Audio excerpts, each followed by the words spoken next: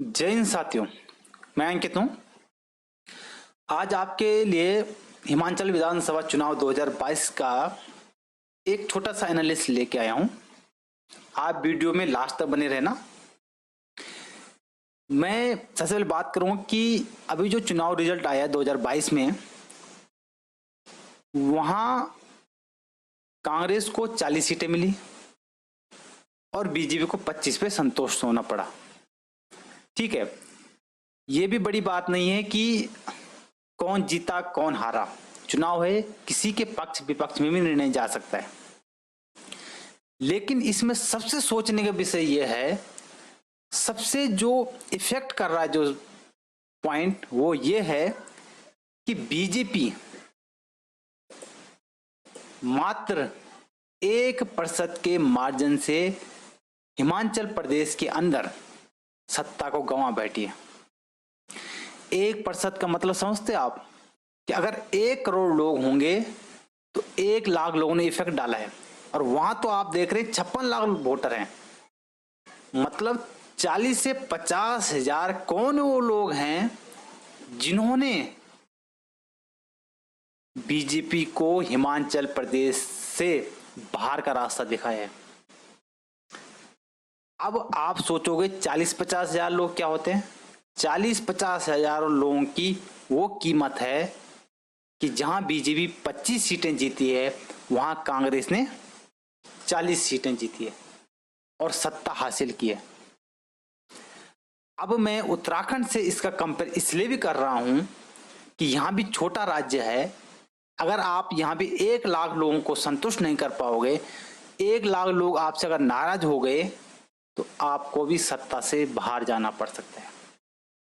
कांग्रेस की जो वोटर हैं, बीजेपी की जो वोटर वो हैं, लेकिन अगर 1 लाख लोग इधर से उधर हो गए तो कहीं ये ना हो कि 2024 के लोकसभा चुनाव और 2027 के विधानसभा चुनाव में भी उत्तराखंड बीजेपी को भी कुछ गड़बड़ स्थिति हो। शुभ संकेत नहीं है ये। अब वो 1% लोग कौन है? वो 1% लोग जो वहां पावरफुल एप्पल लॉबी है हिमाचल के अंदर, वो लोग जो बेरोजगार हैं, वो लोग जो महंगाई की मार झेल रहे हैं, और वो लोग जो संविदा पे काम कर रहे हैं। आपने देखा कि हिमाचल के अंदर अगर आम आदमी पार्टी भी चुनाव में लड़ी है तो वो भी ज्यादा कांग्रेस के वोट को नहीं खींच पाई है।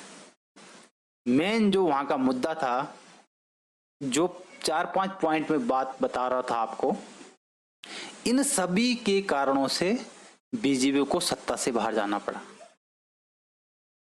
अब मैं उत्तराखंड की बात करूं, यह भी एक छोटा राज्य है। अगर यहां भी इन मुद्दों पे ध्यान नहीं दिया गया, इसके बारे में सोचा नहीं गया, बेरोजगारी के बारे में, 2022 में हुई तमाम भर्तियों के भ्रष्टाचार के बारे में, उपनल कर्मी जो 30,000 लोग हैं उनके कितने वोट हो सकते हैं, 1 लाख वोट तो हो ही जाएंगे। संविदा कर्मियों के बारे में जो 10-15 सालों से यहाँ कार्य कर रहे हैं।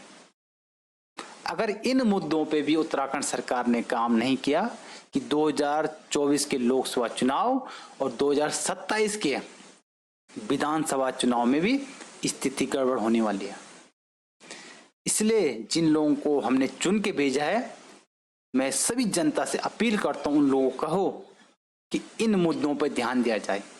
बेरोजगारी के लिए ध्यान दिया जाए, भ्रष्टाचार के लिए, जिन भर्तियों में भ्रष्टाचार हुआ है तमाम 2022 की भर्तियों को कैंसिल करके नए सिरे से एग्जाम कराया जाए, और जो 30-40 लोग 10-10, 15-15 सालों से काम कर रहे हैं उत्तराखंड में, उनका नियमितीकरण किया जाए। अंत में आपसे एक अनुरोध और है, आप इस चैनल को सब्सक्राइब कर सकते हैं, और अगर आप हमारी टीम को सपोर्ट करना चाहते हैं तो UPI ID के थ्रू आप हमें 10 रुपए से लेकर कुछ भी डोनेट कर सकते हैं। धन्यवाद। जय हिंद।